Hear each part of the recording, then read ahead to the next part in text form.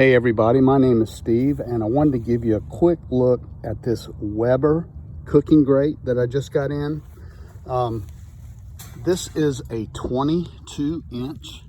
You can see it right there. If you have a Weber grill that's 22 inch, this will fit it.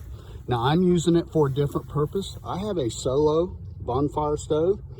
It is a portable fire pit, and what I've been wanting to do is to find a grate large enough that I can just set it on top and then maybe do some Dutch oven cooking and things like that.